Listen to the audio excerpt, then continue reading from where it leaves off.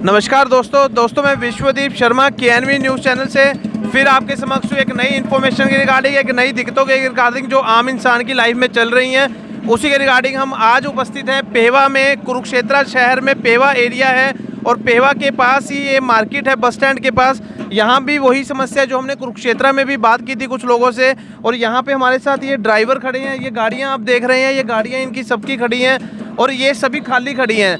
ये सुबह आकर खड़ी कर देते हैं लेकिन शाम तक ये खड़ी ही रहती है क्योंकि इनको काम नहीं मिल रहा है, जिससे ये अपने रोजी रोटी इनके लिए निकालना बड़ा मुश्किल हो गया है। सुबह घर से निकलते हैं बच्चों कह के कि हम काम पे जा रहे हैं या अपनी वाइफ को कह के निकलते हैं, लेकिन शाम तक वही है कि इनकी जेबें खाली रहती हैं। और जेबें खाली रहने का मतलब ये क्या है कि जो अभी रोजगार जो है इनका सब जीरो हो चुका है, खाने पीने के लिए लाले पड़ गए हैं। और ये बात ये लोग कुछ कहना चाहते हैं। हम 1 बाय 1 बात करेंगे इन लोगों से कि इनकी समस्याएं क्या हैं, वो सुनेंगे और उन समस्या को किस तरह हम भगा सकते हैं। हम प्रशासन से भी निवेदन करेंगे उस चीज़ का। पहले हम बात करते हैं, ये मंगत राम जी हैं, इनसे हम बात करते हैं कि यहाँ पे आज उपस्थित हुए हैं, इकट्ठे हुए हैं, क्या इशू है ये बताएंगे खुद। हाँ जी मंगराम जी, आप बताएं क्या प्रॉब्लम है। सर प्रॉब्लम ये है हमारी, हमने गाड़ियाँ ली हुई हैं किस्तों में, यानी किस्तें टूट चुकी हैं, काम है नहीं। रेडी वाले काम करते हैं, एक मोटरसाइकिल लगाई, जगाड़ू रेडी है। हमने इसको SHO को भी दिया, CM विंडो पे भी डाला, SP को भी दी, RTO को भी दी, कोई सुनवाई नहीं हुई। मंत्री के पास भी गए, संदीप सिंह के पास हम, वो कुछ नहीं करता, वो सिर्फ दोनों हाथों में रखता है लड्डू, काम करता नहीं हमारा। पुलिस अगर यदि चलान करेगा रो रेडी का तो मंत्री का फ़ोन आ जाता है, अब इनको मत करो। या तो प्रशासन हमारी गाड़ियों की किस्तें माफ़ कर दे, टैक्स माफ़ कर दे, या फिर ये रेडियाँ बंद होनी चाहिए, ये जो गलत है, नजायज़ है। इससे हादसे भी होते हैं, एक्सीडेंट भी होते हैं। अगर यदि मोटरसाइकिल पर 3 सवारी है तो उसका चलान कर देते हैं। ये मोटरसाइकिल है, ना इनके पास डॉक्यूमेंट, ना कागज, ना पत्र, कुछ नहीं, इनका कुछ नहीं होता। यदि पुलिस का नाका लगा है, मोटरसाइकिल वाला रेडी वाला सरिया सीमेंट लेके चला जाएगा, गाड़ी को रोक के चलान कर देंगे।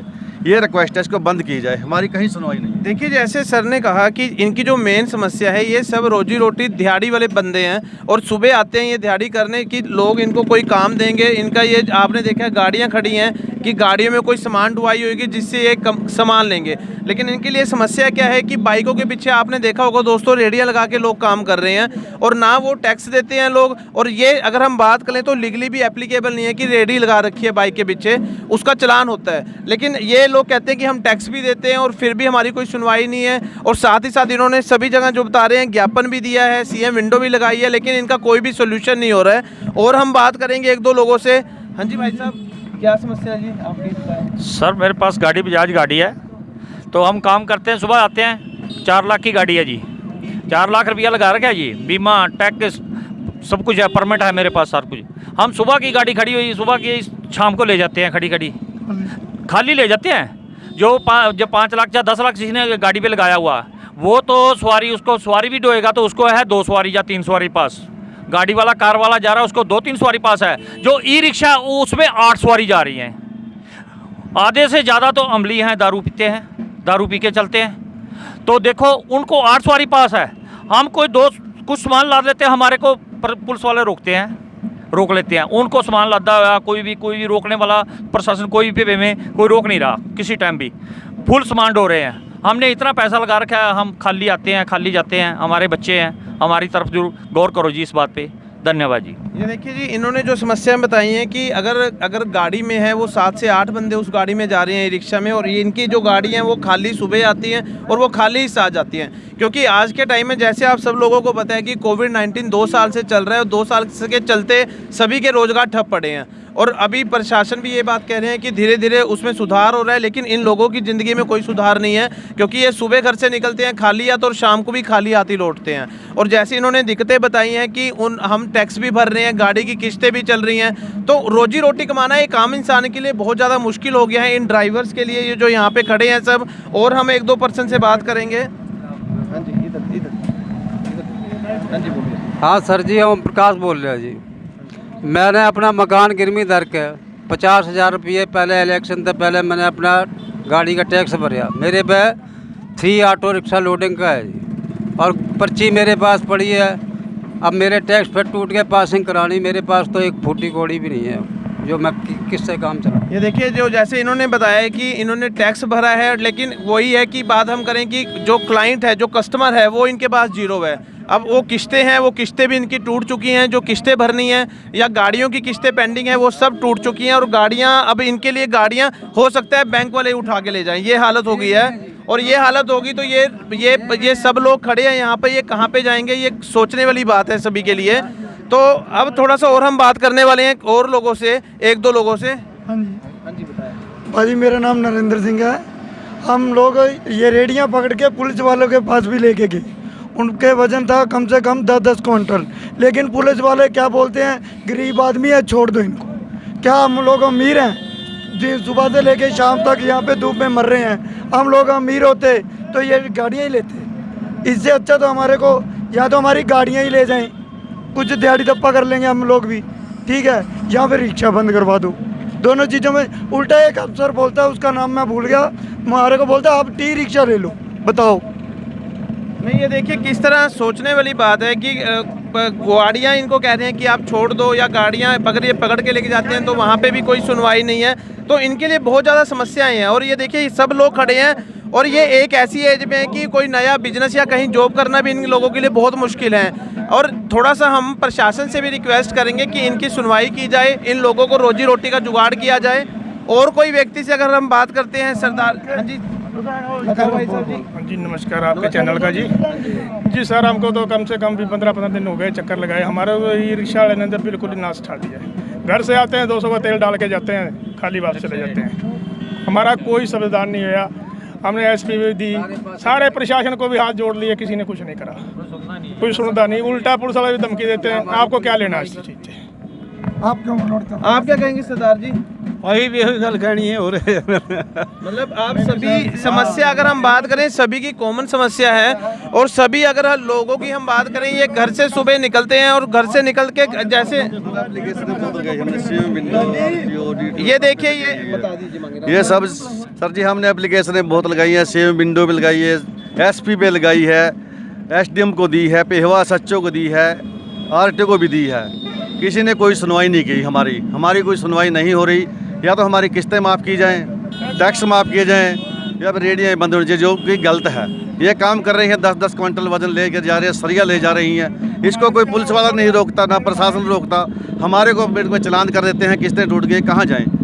कोई सुनवाई नहीं है हमारी। जहाँ मर्जी का इतने लैन चला दो इस तरह का गाड़ी, और उन्होंने रेडियो वाले पुछते को नहीं, सानू टैंपो वाले खिलार लेंगे, खिलार के लियाओ पेपर इसके कहाँ से ले।